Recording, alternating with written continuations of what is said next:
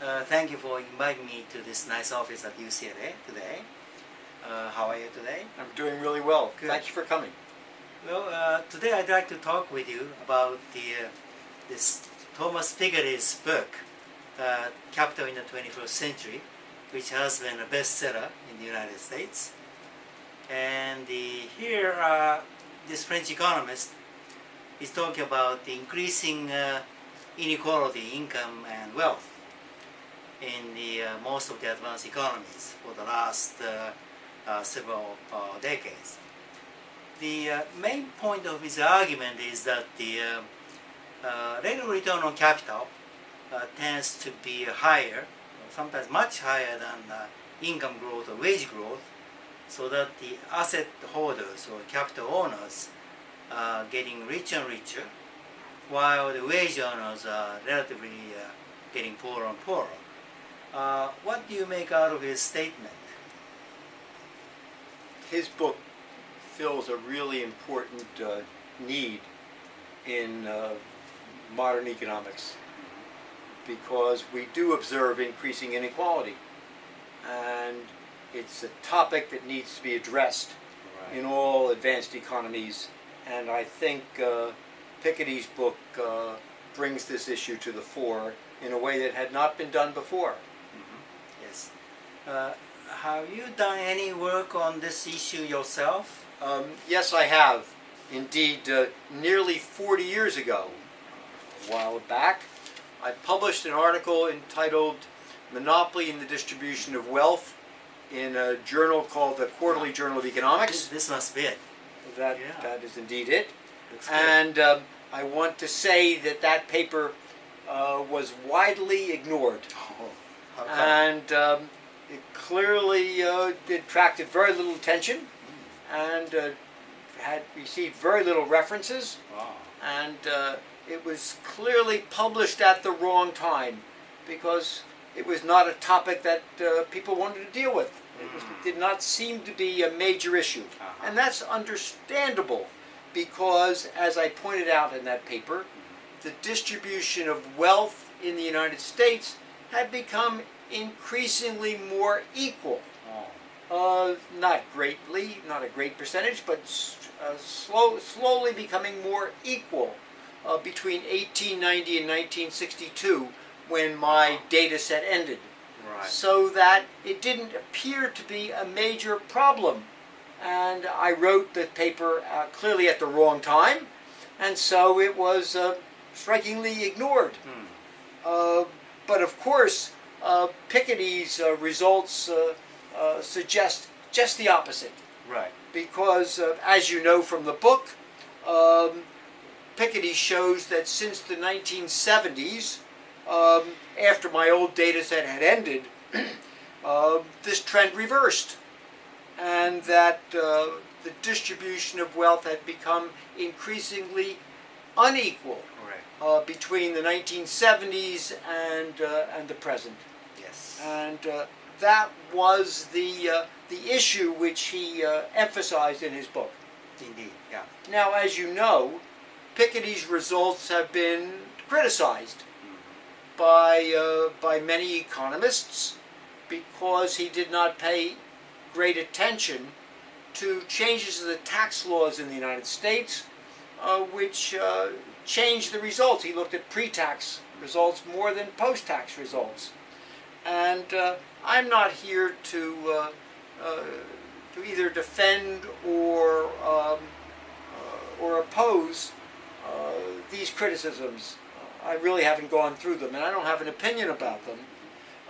But at the same time, it probably is true that these criticisms do not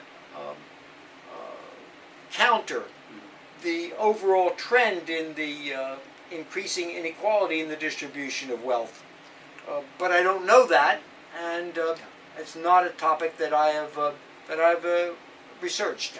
Well, I found your paper quite interesting, because you argue that the monopoly could be a factor to explain the skewed income distribution under certain conditions, right? Absolutely. Yeah. So I found it very interesting because, for example, in the case of developing Asia, I believe that's certainly the case because now in Asia for the last 2 or 3 decades, more monopolistic firms, companies are mostly state-owned companies, owned and run by influential families or party members. And those guys are among the richest in those countries, which could explain largely the increasing inequality in Asia. And so the of course question is whether that can apply in the developing economies. That's why you have reservations, right? In some parts of the world that can explain a lot about the increasing inequality, I guess. That certainly is maybe true. What my old paper suggested is that the presence of monopolistic incomes, monopolistic profits, was an important share of the degree of inequality in the distribution of wealth. Interesting.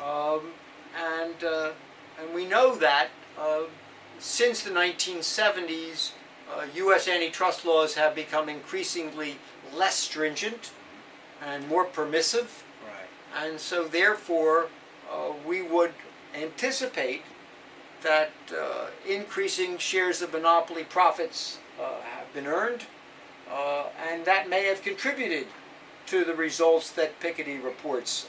Again, this is a supposition. I have not done any research on this, Yes. but it certainly would be consistent with the results that I found in my old nearly 40-year-old paper. Very interesting, very interesting. Well, of course, another factor may be so-called globalization, where large corporations, multinational corporations, earning a lot of profits in developing economies, while wage earners are stuck in each country and accepting either low wages or suffering from unemployment rate due to outsourcing or direct competition with low wages from the new migrant immigrants and so on. But there are so many factors we should study. That certainly globalization certainly could be an important factor. Again, I don't have any research findings to present to you on that point. Okay, now, given the fact that in many of the countries, especially advanced countries, income inequality and wealth inequality have been rising for the last several decades. What to do about this? What to do with this? That's the question, policy issue. Now, Piketty, as you know, proposed the taxation on wealth, especially progressive tax on wealth, and up to 20 to 30% on the value of the wealth. That's been highly criticized, particularly in the United States. What do you think of these policy recommendations? Well, that's a rather strong policy recommendation. It seems to me there are smaller steps that might be taken which would point in the same direction. Let me mention just a few. Okay, all right. First, in the United States, we know that there's a lower tax rate on capital income than on wage income. Right. We know that interest and dividends are taxed at a lower rate than wage income. And perhaps that difference should be reconsidered. That's right. At the very least, perhaps they should be taxed at the same rate. There's no reason to give that interest and dividends a tax break, a tax advantage, right? Indeed, that was one of the major points discussed in the last presidential election here in the United States. That certainly is true.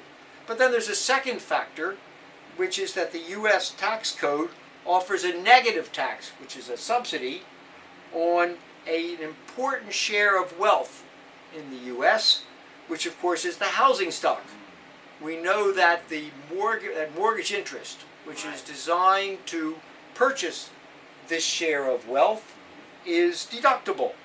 It's not deductible elsewhere in the world, but it is deductible in the United States, and not only for first houses, but also for second houses. And this type of tax benefit is certainly more advantageous, more valuable for wealthier people. So perhaps we should consider the distributive effects of this provision as well. Okay. Well, also inheritance tax factors may be considered, in that context. That certainly might be a very important factor as well. Right.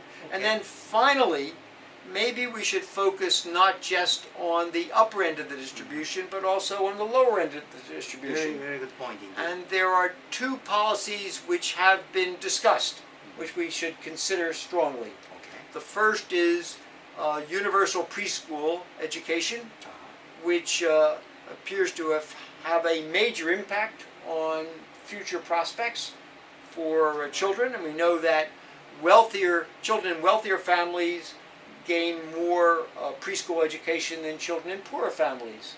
Maybe that's something we ought to be concerned about. Sure. And the second is higher education. We know that higher education costs have increased a lot, and tuition rates have increased commensurately. And perhaps there's a role to be played by the government in subsidizing higher education rather than subsidizing purchases of housing.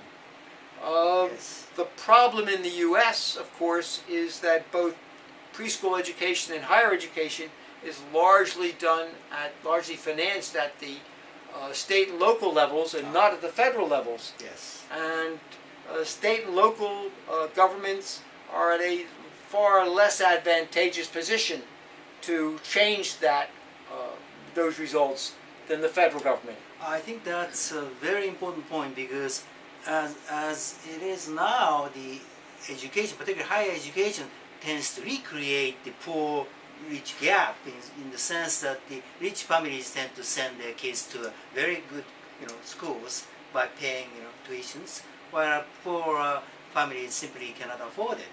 So the rich tend to get richer over generations, and poor tends to get poorer over generations. So we have to correct this, right? That certainly is an issue. Again, I don't have a simple answer as to exactly what policy should be adopted, but it's a problem that needs to be addressed. Right. And it's a part of the larger picture of income and wealth inequality, which Piketty's book emphasizes. Exactly. That's good. Well, that's the most appropriate kind of conclusion here at UCLA. And thank you for joining us. You're welcome. Thank you for coming.